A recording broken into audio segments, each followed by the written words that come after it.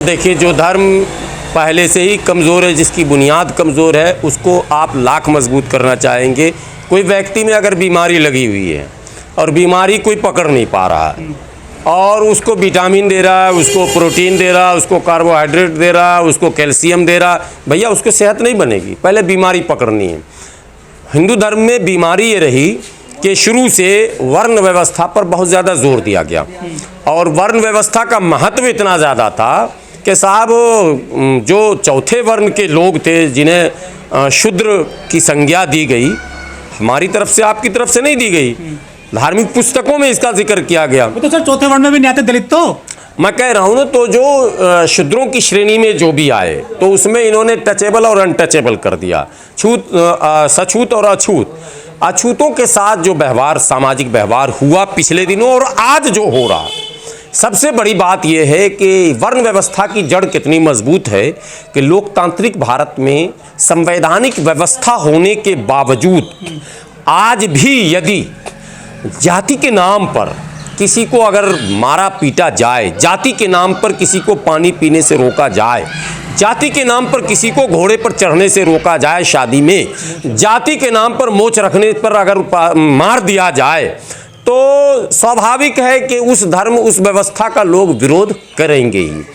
तो जो मौजूदा हिंदू धर्म या व्यवस्था है, उस व्यवस्था का विरोध आज नहीं, सदियों से हो रहा। दुनिया जानती है कि पूरा क्षेत्र पहले बौद्धिस्ट था और बाद में फिर वो सनातनी हो गया, यानी मूर्ति पूजा का दौर चला।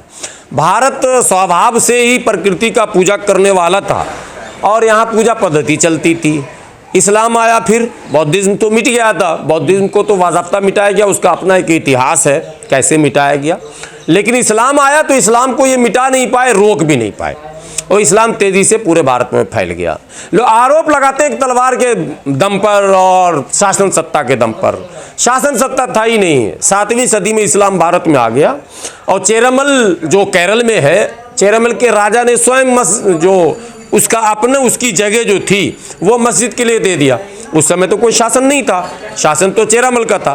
चोल राजा और चेरामल ये साउथ में बहुत बड़े हिंदू शासक रहे हैं और कहीं ना कहीं इस्लाम से प्रभावित होकर ये लोग इस्लाम को फलने फूलने का अवसर इन्होंने दिया।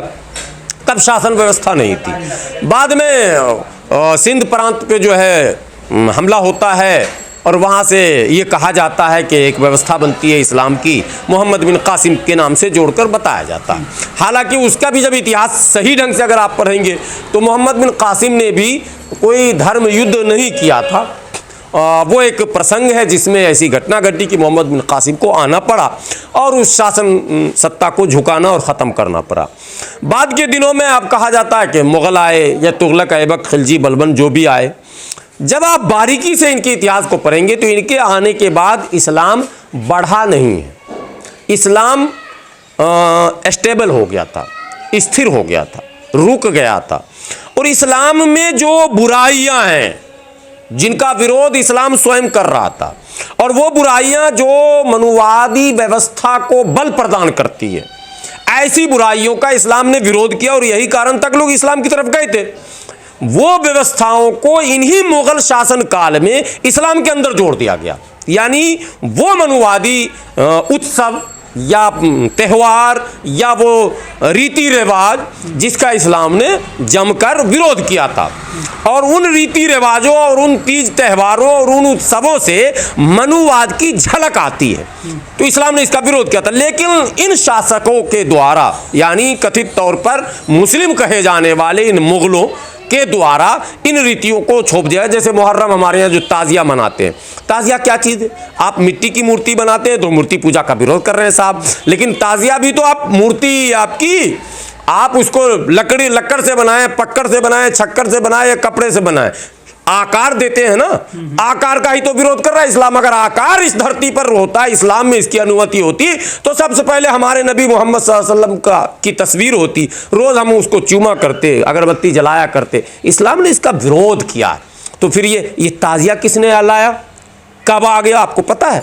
इसके इतिहास को जब उल्टेंगे तो पता चलेगा तैमूर लंग ने लाया, और यही इनके पूर्वज थे मुगल के। तैमूर लंग ने इसकी शुरुआत की। और कई रीति रिवाज ऐसे हैं जो मुगल शासन काल में मुसलमानों में घुस गया, तो इस्लाम रुक गया। भैया ये जो आरोप है कि तलवार से फैला, ये सरासर गलत है। हाँ, तलवार छोड़कर हिंदुओं को जो सबसे ज़्यादा मान सम्मान मिला, और यही कारण है, एक बहुत बड़ी बात बराबर मैं कहता हूँ, भारत बहुत मजबूत देश है कि नहीं है? कोई भारत का नागरिक ऐसा जो कहेगा नहीं भारत मजबूत नहीं। हमसे ज़्यादा मजबूत हमारा बाप था या नहीं था? वो हमारा दादा उससे भी ज़्यादा मजबूत था कि नहीं? शारीरिक लड़ाई तो शारीरिक थी ना, मानसिक तो थी नहीं। तो अगर ये कहते हैं कि मुगल, मुट्ठी भर मुगल पूरी भारत को, अखंड भारत को अपने कब्जे में ले लेता है और सारा हिंदू या सारा भारतीय खामोशी से उसको स्वीकार कर लेता है, तो क्या हम कमज़ोर थे क्या? मुगल क्या अंग्रेज़ों से ज़्यादा मजबूत थे क्या? वो अंग्रेज़, वो बरतानिया जिसका सूरज अस्त नहीं होता था, दुनिया के 50 देशों पर जिसकी हुकूमत थी, उसको हमने 100 साल के अंदर धक्का मार के निकाला भारत से बाहर। अंग्रेज़ों भारत छोड़ो, ज़रा इतिहास के किसी पन्ने में दिखाइए 300-350 साल मुगल यहाँ था, मुगलों भारत छोड़ो किसी माँ के लाल ने अगर नारा दिया हो तो बताओ, अगर इतिहास के किसी कोने में हो तो बताओ। नहीं है। मुगलों भारत छोड़ो क्यों नहीं नारा लगा, ये हम पूछना चाहते हैं यहाँ के उन लोगों से जो आरोप लगाते हैं कि तलवार के बल पर इस्लाम फैला। तलवार से इतना डर गए और बंदूक से नहीं डरे? अंग्रेज तो बंदूक लेकर आया था भाई, बंदूक से डरिएगा या तलवार से डरिएगा, ये सवाल पैदा होता है ना। मतलब आरोप बिल्कुल निराधार, गलत, बेबुनियाद, झूठा। आप समझ गए? ये लड़ते कैसे? इन्होंने खूब उनके साथ मिलकर जो अपनी व्यवस्था थी उसको मजबूत भी किया और लाभ उठाया। वो इतिहास के पन्ने में दर्ज है, उसको आप लाख दबाते रहिए, दबाते रहे, दबने वाला नहीं है। एक बात और लास्ट कह दूं, फिर आप सवाल करेंगे। तुगलक भारत छोड़ो नहीं है, ऐबक भारत छोड़ो नहीं है, बलबन भारत छोड़ो नहीं है, खिलजी भारत छोड़ो नहीं, इतिहास के पन्ने में नहीं है। तो आपने किसी को क्यों नहीं भगाया? अब मैं अपने पूर्वजों से पूछता हूं कि आपने तुगलक भारत छोड़ो का नारा क्यों नहीं दिया? ऐबक भारत छोड़ो का नारा क्यों नहीं दिया? बलबन भारत छोड़ो का नारा क्यों नहीं दिया? खिलजी भारत छोड़ो का नारा? आज खिलजी के नाम पर फिल्में बनती हैं तो पूरा आग लगा रहे हो, कल तुम्हारे पूर्वजों ने खिलजी को भगाया क्यों नहीं? सवाल पैदा होता है। और अंग्रेजों को क्यों भगाया? मतलब अंग्रेज ऐसी व्यवस्था ला रहा था जिसमें जातिवादी वर्ण व्यवस्था को बिल्कुल ख़त्म करना था। जैसे सबको पढ़ने का अधिकार, सबको बढ़ने का अधिकार, सबको खाने का अधिकार, सबको काम करने का अधिकार, इत्यादि इत्यादि इत्यादि। तो इनको अखड़ गया। और मुग़ल के दौर में हमको पढ़ने का अधिकार नहीं था, मुग़ल ने हमको मस्जिदों में कैद रखा। मुली साहब अली बेअब्बा खाल देवी कब बेटा पढ़ के भी तब ने तो लगियो दबा धब वाला पढ़ाई पढ़ रहे थे। तो वही पुरानी परंपरा पे हम अगर आ रहे हैं तो इनको लग रहा बड़ा अच्छा है, और जब हम पढ़ना चाहते हैं, बढ़ना चाहते हैं, तो इनको लगा रहे ये कहाँ से आ गया। तो मुग़ल के दौर में इनकी सोच चली थी, अंग्रेज़ों के दौर में इनकी सोच नहीं चली थी। अब एक सवाल, आपने कहा हिंदू धर्म, इतना कुछ होने के बाद क्रिश्चियनिटी में कौन परिवर्तित हुआ? कहते हैं अरब से अब मुसलमान आ गया। अरे साहब, अरब की आबादी आज भी 6 करोड़ 8 करोड़, अखंड भारत के मुसलमानों की आबादी 70 करोड़। भाई बांग्लादेश, पाकिस्तान, अफगानिस्तान, भारत सब जोड़ोगे ना अखंड भारत में, तो ये सब तो परिवर्तित लोग हैं। इस्लाम अफगानिस्तान में नहीं आया था ना, इस्लाम पाकिस्तान में भी नहीं आया था, इस्लाम बांग्लादेश में भी नहीं आया था, इस्लाम भारत में भी नहीं आया था। इस्लाम तो आया था सऊदी अरब में, और वहाँ से मैसेज आया, वहाँ से लोग आए, उन्होंने इस्लाम का संदेश दिया, लोगों ने स्वीकार किया। तो अरब की आबादी तब भी कम थी और आज भी हमसे कम है। अरब जैसे 10 एक जगह हो जाएंगे तब भी भारत के मुसलमानों की बराबरी नहीं कर रहे हैं। मैं अखंड भारत की बात कर रहा हूँ, मैं असली राष्ट्र प्रेमी हूँ, मैं नकली वाला नहीं हूँ, अखंड भारत की बात कर रहा हूँ। एक बात हो गई। तो यह आरोप गलत है, तलवार का आरोप न गलत ही नहीं है, मिथ्या प्रचार है। ये बिल्कुल कोरा झूठ है, वैसा झूठ है जैसे सूरज सामने दिख रहा हो और कोई कह दे कि अंधेरा, ऐसा झूठ है। बिल्कुल तलवार का कहीं इस्तेमाल नहीं हुआ। ठीक है, एक बात साफ हो गया। हाँ, इसके विपरीत अपनी व्यवस्था को बचाने के लिए आप लोगों ने, यानी मनुवादियों ने गठबंधन उनसे किया है साबित। क्रिश्चियनिटी आई, लोगों ने स्वीकार किया, सिखिज्म आया, लोगों ने स्वीकार। अच्छा ये बताइए, सिख धर्म किस चीज़ से फैल गया भाई, और कहाँ से आया, कब आया, किस सन में? गुरु गोविंद साहब का जन्म कब होता है? पहला हिंदू धर्म पुराना या सिख धर्म है पुराना, बताइए जरा। और सिख धर्म अगर नया है तो उसमें लोग कौन आए? क्या अरब से उठ के मुसलमान आ गए थे क्या, या ईरान से उठ के कोई मुसलमान आ गए थे क्या? नहीं, इसी भारत के उसी व्यवस्था में रहने वाले हिंदू, जिनको वो व्यवस्था अच्छी नहीं लगी, वो सिख धर्म में चले गए। आज 4 करोड़ सिख हैं यहाँ। तो क्या बीजेपी वाकई में सही कहती है कि जो हिंदू है कमजोर हो रही?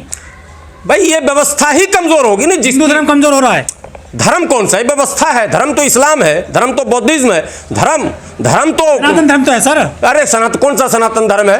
एक उसमें आर्य समाज है। पूछिए आर्य समाज सनातन धर्म है क्या?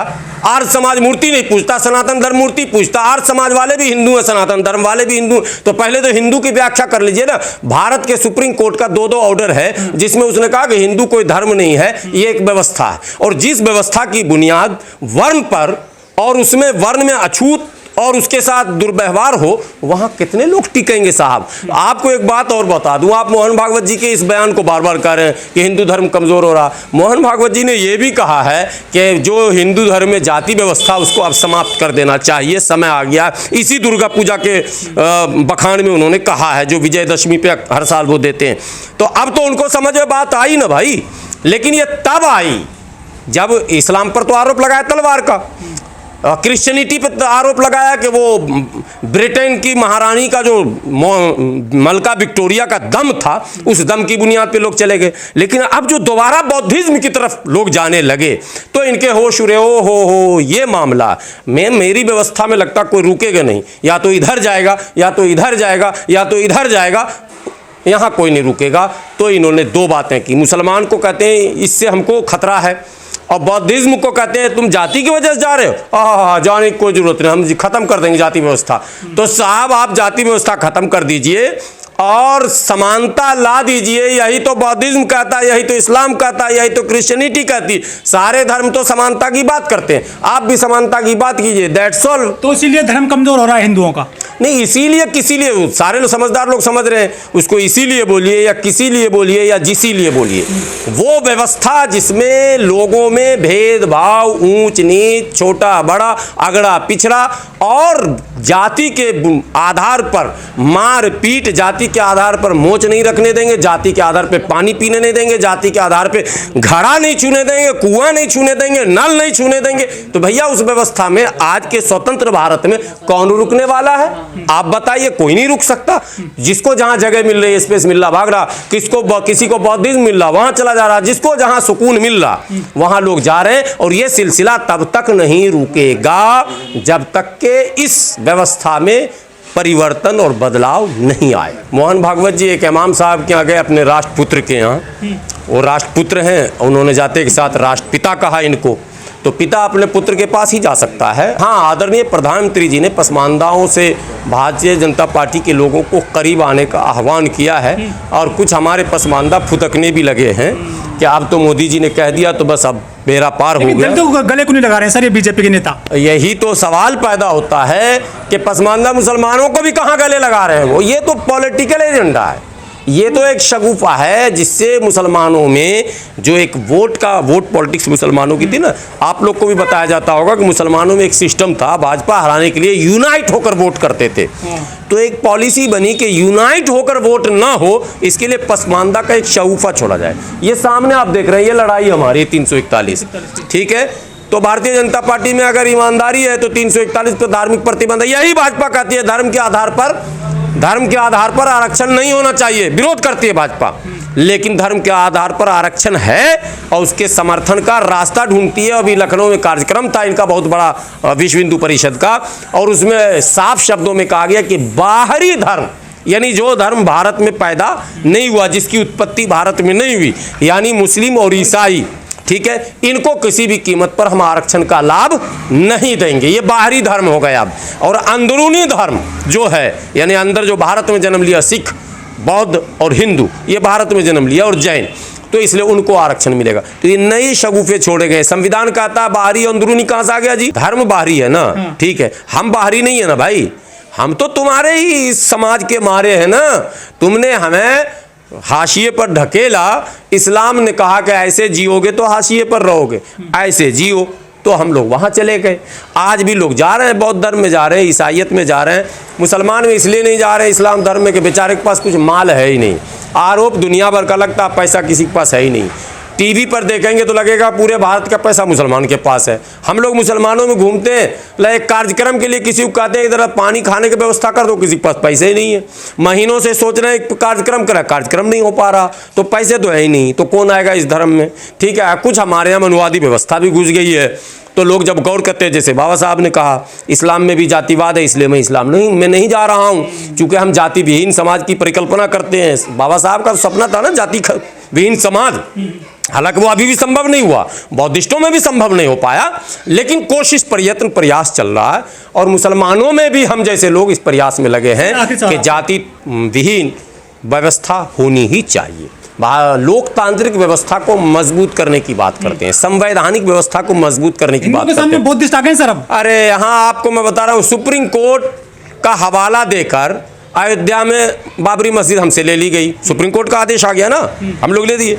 उसी सुप्रीम कोर्ट के आदेश को धत्ता बता रहे हैं यहाँ खुलेआम, कोई कार्रवाई नहीं हो रही। कल दिवाली थी, दिवाली में पटाखे फोड़े गए, सुप्रीम कोर्ट का आदेश है कि दिल्ली एनसीआर में पटाखा फोड़ते अगर कोई पकड़ा गया ऑन कैमरा 6 महीने की सजा।